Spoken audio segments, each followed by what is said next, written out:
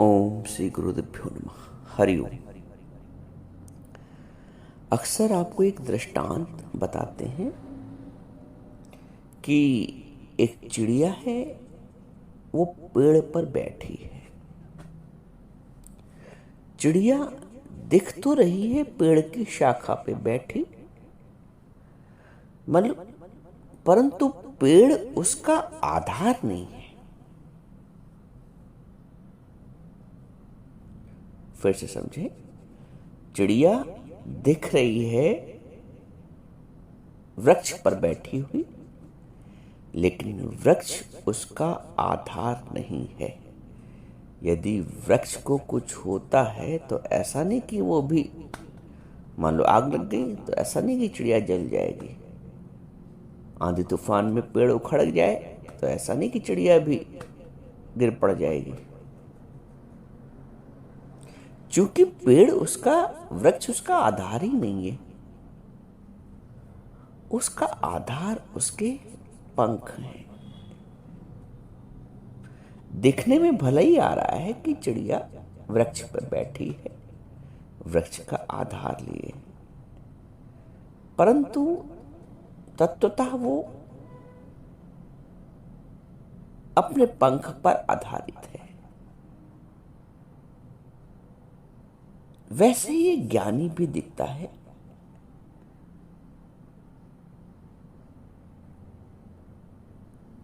लगता है ज्ञानी भी संसार के आधार पर जी रहा है,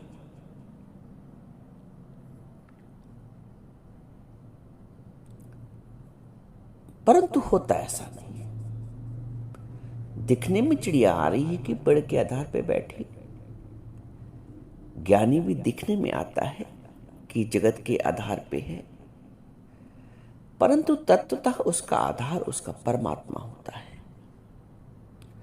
उसका आधार जगत नहीं, जगदीश होता है। कोई सुख दुख आता है तो वो सुख दुख नहीं होता है।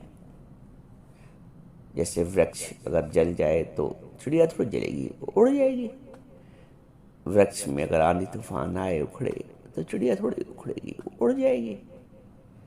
हाँ, दिख रहा ही है कि चिड़िया पेड़ पे बैठी है। दिख रहा है ज्ञानी जगत का आधार लिए हुए हमारे ऐसा खा रहा है, पी रहा है, सो रहा है, कार्य कर रहा है, तो मुझ में और इनमें क्या अंतर रह गया?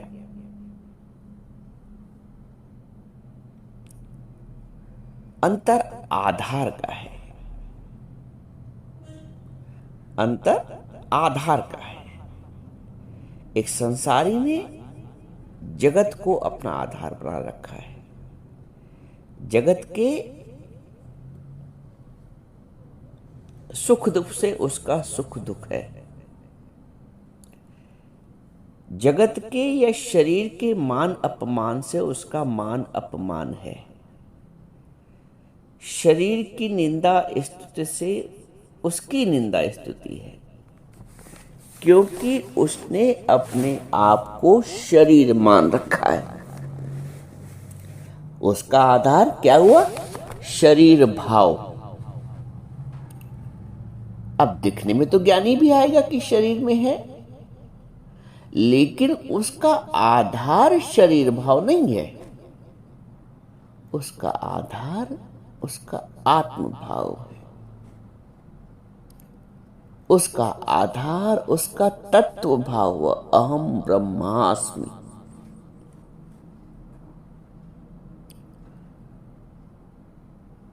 इसीलिए वो मान और अपमान, निंदा और स्तुति में हर्षित और विचलित नहीं होता है, क्योंकि उसका आधार उसका आत्म भाव है। दिख रहा है वो शरीर भाव में, शरीर में स्थित, परंतु वो शरीर में नहीं है। जैसे चिड़िया दिख रही है वृक्ष पर बैठी, परंतु वो वृक्ष का आधार नहीं लिए है।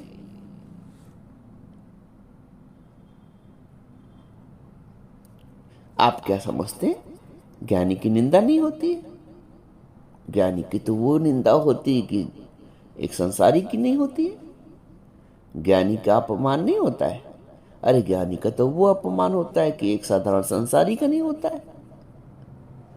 ज्ञानी को ताने नहीं मिलते, मीरा को ताने नहीं मिले, विवेकानंद के ऐसे ही जीवन जी गए। बहुत कुछ संसार भी परखता है और प्रकृति भी परखती है। ज्ञानी को तो पग पग पर परखा जाता है, समझना। ज्ञानी को पग पग पर परखा जाता है, ऐसे नहीं वो आत्मा का आश्रय लेता है। माम आश्रित यतन्ति ये, भगवान कहते हैं जो मेरे आश्रित होकर यतन करते हैं। तो आसान नहीं है कि जगत में रहकर भी जगत के आधार से उपराम होना, शरीर में रहकर भी शरीर के भाव से उपराम होना आसान नहीं है। आप रहे इस मकान में रहे हैं, एक उदाहरण लीजिए, आप किसी मकान में रह रहे हैं, तो आप रहे इस मकान में रहे हैं और भाव किसी अन्य मकान का हो, संभव नहीं है। तो शरीर में रह के शरीर भाव से उपराम होना एक बहुत बड़ा, जिसे शास्त्र की भाषा में भाग कहते हैं, भाग त्याग लक्षणा, एक बहुत बड़ा भाग है, बहुत बड़ा त्याग है, और फिर उससे लक्षण उत्पन्न होते हैं आत्मज्ञानी के। एक तप है, सतत तप है। ज्ञानी का जीवन सतत तप है, क्योंकि जो संसार है उसको साधारण दृष्टि से देखता है, उसको देह दृष्टि से देखता है, देह दृष्टि से व्यवहार करता है। संसार क्या जाने उसकी आत्मा के निश्चय को। ऐसी विरोधाभास परिस्थितियों में भी जो ज्ञानी है वो अपने आत्म ज्योति के भाव को प्रज्वलित रखता है। मान लीजिए किसी घर में एक तत्वज्ञानी है जिसने गुरु के मुख से ज्ञान सुना है और आत्मा का निश्चय किया है, और उसके घर में 4 प्राणी अन्य भी हैं जिन्होंने ज्ञान नहीं सुना है, जो साधारण संसारी हैं। अब उनके बीच ज्ञानी को अपने आप को समायोजित करना एक बड़ी कला है।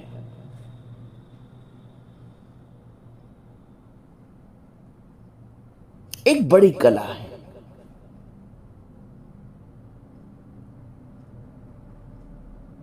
ज्ञानी का जीवन त्याग और तप से भरा है। दुनिया उसको छोड़ती नहीं है, दुनिया उसको उल्हानों से तानों से छोड़ती नहीं है। ज्ञानी को शब्द, स्पर्श, रूप, रस, गंध के बीच रहते हुए उनसे उपराम रहना होता है। चिड़िया पेड़ के ऊपर है फिर भी उपराम है, आधार उसके पंख है उसको। ज्ञानी भी दिख रहा है लेकिन उसके भी 2 आधार, 2 पंख हैं, ज्ञान और वैराग्य। वैराग्य ये कि जो कुछ भी जगत से मान अपमान, निंदा, स्तुति, ताने, उल्हाने, प्रशंसा, जो कुछ भी प्राप्त हो रहा है उनमें मिथ्यात्व का भाव है, उसमें अटकता नहीं है, वैराग्य का भाव है। और दूसरा पर ज्ञान का, अरे है ही भगवान, भगवान के सिवा कोई है ही नहीं। चाहे कोई निंदा करे, स्तुति करे, वो अंदर ही अंदर उनको प्रणाम करता है। जिनसे विरोध होता है उनको ही वो अंदर अंदर प्रणाम करता है। अब बताइए जीवन तप में है कि नहीं? जिनसे विरोध प्राप्त हो रहा है, जिनसे ताने प्राप्त हो रहे हैं, वो अंदर ही अंदर ज्ञानी उनको भगवान समझकर नमस्कार कर रहा है।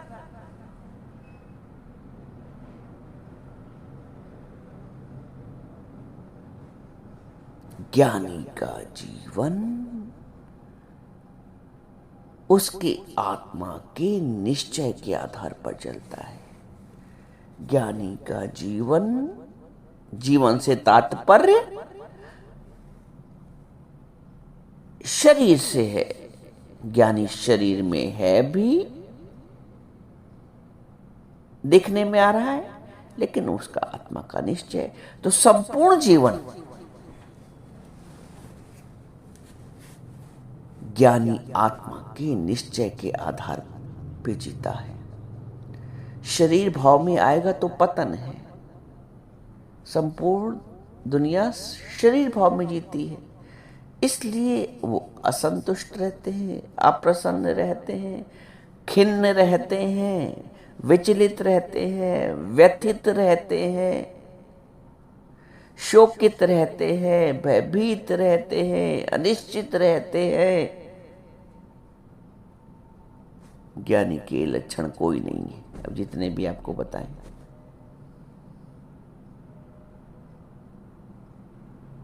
ज्ञानी इन सभी लक्षणों से, कुलक्षणों से परे है।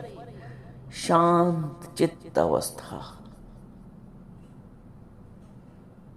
शांत, उसका चित्त शांत अवस्था में, शांत चित्त अवस्था। अब आप कल्पना करिए कि क्या ये सरल है? नहीं, ये तप में है। सरल तो आप छोड़ दिए, सरलता की बात। तो ज्ञानी तप में जीवन जीता है। इतने अवरोधों, इतने प्रतिरोधों के बीच वो अपने आप को शांत चित्त रखता है, प्रसन्न चित्त रखता है। प्रसन्न चित्त, ब्रह्मभूतः प्रसन्नात्मा ना शोचति ना कांक्षति। ज्ञानी प्रसन्न चित्त रहता है, ना वो कुछ सोचता है, ना कुछ इच्छा करता है। एक दृष्टांत और समझिए। एक चिड़िया है, उसके दोनों पैरों में पत्थर बंधे हैं। फिर कल्पना करिए, एक चिड़िया है, उसके दोनों पैरों में भारी पत्थर बंधा है, तो क्या वो उड़ पाएगी? आप कहेंगे बिल्कुल नहीं उड़ पाएगी। जब दोनों पैरों में उसके भारी भारी पत्थर बंधे हैं, तो भले ही पर हो, भले ही उसके पंख हो, उड़ तो नहीं पाएगी वो। पत्थर खोल के ही वो आगे उड़ पाएगी, ऊपर नील गगन में। अब यहां क्या, पत्थर, दो पत्थर कौन से हैं? वो इच्छा और अहंकार के।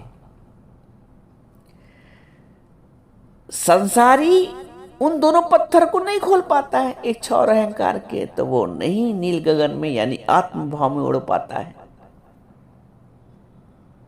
ज्ञानी ने उन्हीं पत्थरों को खोलने का पुरुषार्थ किया है, इसलिए वो आत्मभाव में उड़ जाता है। संसारी इच्छा और अहंकार के पत्थरों से बंधा रहता है। तमाम इच्छाएं हैं, ईश्वर के अलावा भी उसके पास अनेक इच्छाएं हैं। ज्ञानी के पास ईश्वर के अतिरिक्त कोई इच्छा ही नहीं। का करूं तेरा महल दो महला। हनुमान जी को राम जी के सिवा कोई इच्छा नहीं, कोई मोतियों की माला नहीं चाहिए। मीराबाई जी को गिरधर के सिवा कुछ नहीं चाहिए, महल दो महला। विवेकानंद जी को आत्म साधना के सिवा दुनिया के सुख नहीं चाहिए। उन्होंने सारी डिग्रियां अपनी पानी में फेंक दी। उनके जीवन का आधार संसार के सुख नहीं थे। दुनिया जीने के आधार को संसार का सुख यह संसार के सुखों को जीवन का आधार मानती है और जीवन के आरंभ से लेकर अंत तक सुख के साधन बटोरा करता है।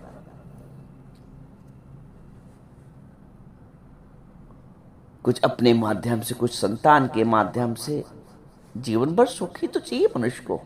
अब ये हो जाए, अब ये हो जाए, अब ये बन जाए, अब पढ़ लिख गया, अब नौकरी लग जाए, अब शादी हो जाए उसकी, अब सेटल हो जाए, सब जीवन भर आधार तो उसका इच्छा और अहंकार अपने होने का। मजाल है उस अहंकार में कोई कील लग जाए।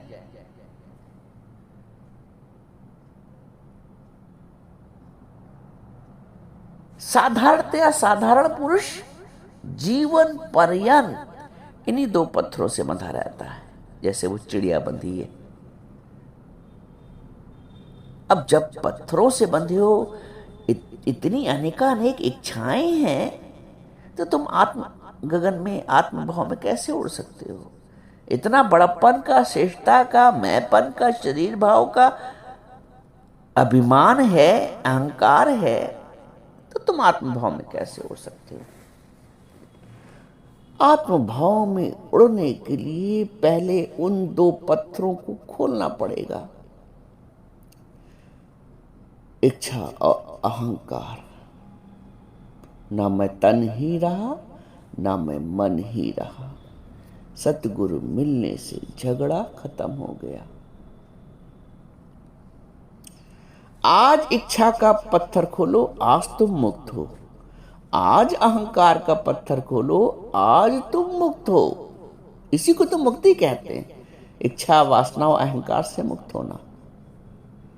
इसी को तो मुक्ति कहते हैं। जब आप में इच्छा, वासना, अहंकार ही नहीं रह गया, कर्तापन ही नहीं रह गया, तो आप कर्म के बंधन में नहीं आएंगे। और जब कर्म के बंधन में नहीं आएंगे तो ये मोक्ष की अवस्था है। जब आप शरीर भाव में नहीं, आत्मभाव में, यही मोक्ष की अवस्था है। ज्ञानी जो जीवन जीता है वो आत्मभाव में, आत्मा के निश्चय पे। मैं, मेरा सच्चित आनंद रूप कोई कोई जाने रे। वो ये भी जानता कि सब लोग मेरे को नहीं जानेंगे, सब मुझको अपनी दृष्टि से देखेंगे। कोई माँ देखेगा, कोई पिता देखेगा, कोई भाई देखेगा, कोई बहन देखेगा, कोई सास देखेगा, कोई बहू देखेगा। मेरे स्वरूप को सब नहीं पहचानते हैं, सब मुझे नहीं जानते हैं। ना हम प्रकाशा सर्वत्र योग माया समावृता।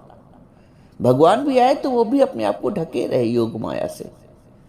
ना हम प्रकाशा सर्वस्व, मैं सर्वत्र प्रकट नहीं होता हूं ऐसे साधारणतया सबके लिए।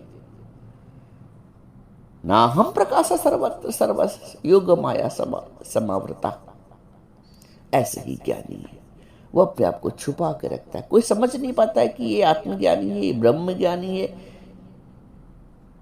ये आत्मा के निश्चय पे है, ये शरीर के भाव में नहीं है। ज्ञानी अपने आप को ऐसा सुरक्षित रखता है आत्मभाव में। प्रदर्शन नहीं करता है अपने ज्ञान का, प्रदर्शन नहीं करता है, सब रटता नहीं सब जगह कि मैं अहम ब्रह्मास्मि, मैं आत्मा हूं, मैं आत्मा। लेकिन निश्चय से वो अडिग है, अविचलित है।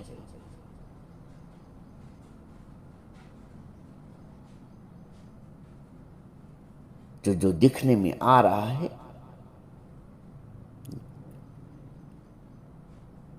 वो सत्य नहीं है कि चिड़िया पेड़ के आधार पे जीवित है। तत्वतः चिड़िया पेड़ के आधार पे नहीं, अपने पंख के आधार पर सुरक्षित है, उड़ सकती है कभी भी वो। ज्ञानी दिखता है जगत में रह के, जगत के जैसा है, लेकिन सत्य ये नहीं है। सत्य ये है कि ज्ञानी को भी अपने दो पंख हैं, ज्ञान और वैराग्य का। वो उससे जीता है, नेति नेति करके। वो आत्मभाव पे जीता है। दूसरा दृष्टांत, दूसरी चिड़िया के पैर में दो पंख, पैर में दो पत्थर बंधे, इसलिए वो उड़ नहीं पा रही। मनुष्य के भी दो पत्थर बंधे हैं, इच्छा और अहंकार, इसलिए वो आत्मभाव का अनुभव नहीं कर पा रहा। जब तक इच्छा और अहंकार से मुक्त नहीं होगी ना, तुम साधन कितने भी कर लो, भले तुम ध्यान साधना समाधि लगाओ रोज बैठ के सुबह शाम, कुछ होने वाला नहीं है। क्योंकि जो पत्थर है पहले उसको तो खोलो। अहंकार और इच्छा का कि मैं कुछ नहीं, है ही भगवान, है ही भगवान, समस्त इच्छाओं का त्याग हो जाए कि हो रहा है, प्रभु कर रहा है, प्रभु ने प्लान बना दिया है, होगा तब भी उसकी मर्जी से, और नहीं भी कुछ हुआ तो उसकी मर्जी से। ज्ञानी इस आधार पे जीता है। माम आश्रित यतन्ति, जो मेरे आश्रय होकर यतन करते। तुम अपने आश्रय हो, अपने शरीर के आश्रय हो, अपने संसार के आश्रय हो, अपनी इच्छाओं के आश्रय हो, अपने अहंकार के आश्रय हो। ज्ञानी इन सब आश्रयों से मुक्त है, क्योंकि उसका जीवन तप में है, पुरुषार्थ युक्त है, उसने अपने आप को गुरु को समर्पित किया है। पूरा सतगुरु भेटियां तब पूरी हुई युक्ति। तुमने अपने आप को पूरा गुरु को भेंट दिया ना, तुम्हारी युक्ति पूरी हो गई। भेंटो तो सही, अपनी मर्जी के आधार पर जीवन मत जियो ना। पूरा सतगुरु भेटियां तब पूरी हुई युक्ति। हसन दिया, खेलन दिया, खावन दिया, विच्छ हो गई मुक्ति। फिर तो हंसते खेलते खाते मुक्ति हो जाती है ना। शर्त यह है कि पूरा सतगुरु भेटिया, थोड़ा बचा के अपने पास नहीं रखो कि मैं भी तो कुछ हूं। सारे निर्णय मेरे अपने खुद के हैं, मेरा कोई न सहारा बिन तेरे, घनश्याम सांवरिया मेरे। ये जीवन जीने का आधार है एक भक्त का, एक ज्ञानी का।